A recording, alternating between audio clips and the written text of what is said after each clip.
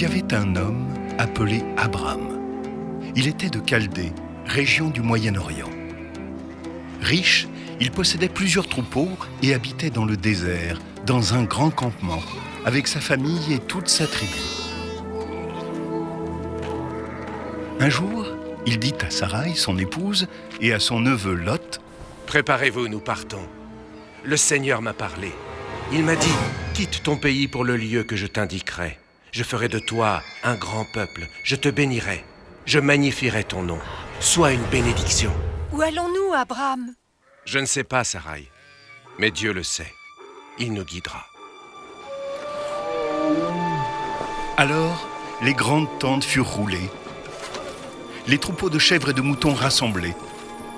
Et sans perdre de temps, ils quittèrent leur pays sans savoir où ils allaient.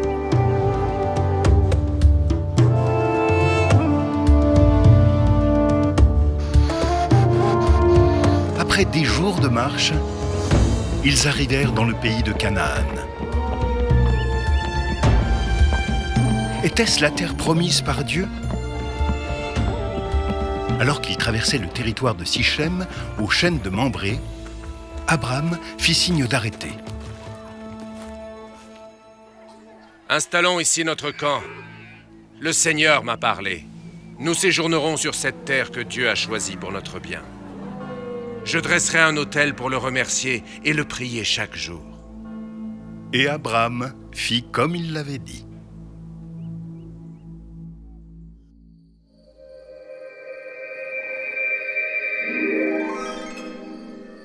Une nuit, dans le campement, une nuit pleine d'étoiles, alors qu'il dormait, le Seigneur l'éveilla et lui dit : « Ne crains pas, Abram, je suis ton bouclier. Ta récompense sera grande. » Abram sourit. Dieu était son ami. Il le guidait sur la nouvelle terre et le protégeait des dangers. Pourtant, dans son cœur, il avait une grande tristesse. Abram dit à Dieu : « Mon Seigneur, que me donnerais-tu ? Je m'en vais sans enfant. » Abram soupira. Lui et Sarai n'auraient jamais d'enfant. Ils étaient trop âgés à présent. Alors, cette nuit-là, dans la nuit remplie d'étoiles, il soupirait. Le Seigneur l'entraîna au dehors de sa tente et lui dit : « Lève les yeux au ciel et dénombre les étoiles si tu le peux. » « Oh, je ne peux compter toutes les étoiles, elles sont des centaines. » « Telle sera ta postérité. Tu deviendras père d'une multitude de nations, et des rois naîtront de toi. Ton nom désormais n'est plus Abram, mais Abraham, ce qui veut dire père d'une multitude. Et Sarai portera le nom de Sarah, ce qui signifie princesse. Je la bénirai, et elle te donnera un fils. » Abraham s'émerveilla de la promesse de Dieu et loua le Seigneur. Pourtant, il se prit à rire en pensant : comment un fils pourrait-il naître d'un homme de 100 ans et d'une femme de 90 ans ? Ah, Abraham était très âgé. Mais Dieu lui dit : L'an prochain, à cette saison, Sarah donnera le jour à un fils, et tu lui donneras le nom d'Isaac. Abraham crut en la parole du Seigneur, aussi incroyable qu'elle soit. Les jours passèrent. La saison sèche était arrivée. Une chaleur pesante s'abattait sur le campement. À l'heure de midi, personne ne se risquait au dehors. Mais ce jour-là, Abraham, assis à l'entrée de sa tente, vit arriver 3 hommes. Que pouvait-il faire à marcher sous le soleil brûlant sans même une outre d'eau ? Abraham se précipita à leur rencontre et s'inclina devant eux pour les saluer. Il s'adressa au premier. « Mon Seigneur, fais-moi l'honneur de t'arrêter chez moi. » Les 3 hommes entrèrent sous la tente, silencieux. Abraham était impressionné d'une telle présence. Il voulut accueillir ses hôtes comme des rois. Il ordonna à l'un de ses serviteurs : Apporte vite de l'eau pour que mes hôtes puissent laver la poussière de leurs pieds. Alors qu'ils se rafraîchissaient, Abraham invita les 3 hommes à venir s'allonger à l'ombre du grand chêne. Reposez-vous, le temps que j'aille chercher un morceau de pain pour vous réconforter le cœur avant d'aller plus loin. Fais comme tu as dit. Abraham courut vers sa tente pour trouver Sarah et lui dit « Sarah, hâte-toi, prends 3 bonnes mesures de la plus belle farine et pétris tes meilleures galettes. »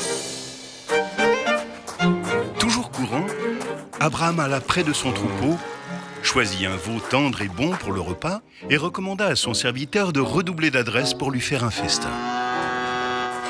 Puis il revint vers ses hôtes, les bras chargés d'une jatte de beurre crémeux et d'un grand pot de lait. Bientôt, les galettes dorées de Sarah fumaient dans la corbeille qu'il leur tendit. Il versa le lait dans leur coupe et resta debout près d'eux. Les 3 visiteurs mangèrent, faisant honneur au festin. À la fin du repas, ils demandèrent « Où est Sarah, ta femme ?»« Elle est dans la tente. » « Je reviendrai vers toi l'an prochain. Alors ta femme Sarah aura un fils. » Quelle surprise! La parole du visiteur était semblable à la promesse de Dieu. Alors Abraham regarda avec attention les 3 personnes près de lui. Et plus il regardait, plus son cœur était joyeux. Il jubilait. Sarah, à l'entrée de la tente, avait aussi entendu la parole du visiteur. Elle se mit à rire doucement en elle-même, en se disant « Mais comment cela est-il possible? Je n'ai plus l'âge d'enfanter. Je suis fanée et Abraham est vieux. » Pourquoi Sarah a-t-elle ri? Y a-t-il rien de trop merveilleux pour Dieu? À la même saison l'an prochain, je reviendrai chez toi et Sarah aura un fils. Alors, les yeux de Sarah s'ouvrirent comme ceux d'Abraham. Ces 3 étrangers étaient, oui, ils étaient les messagers de Dieu. Par peur de les avoir offensés, elle dit « Je n'ai pas ri. » Si, tu as ri. Sarah garda le silence respectueusement. Et quand les visiteurs les quittèrent, elle remercia le Seigneur d'avoir, le temps d'un repas, fait descendre le ciel sur la terre. L'année passa, et comme Dieu l'avait promis, elle donna naissance à un fils nommé Isaac. Alors, Dieu sourit à Abraham.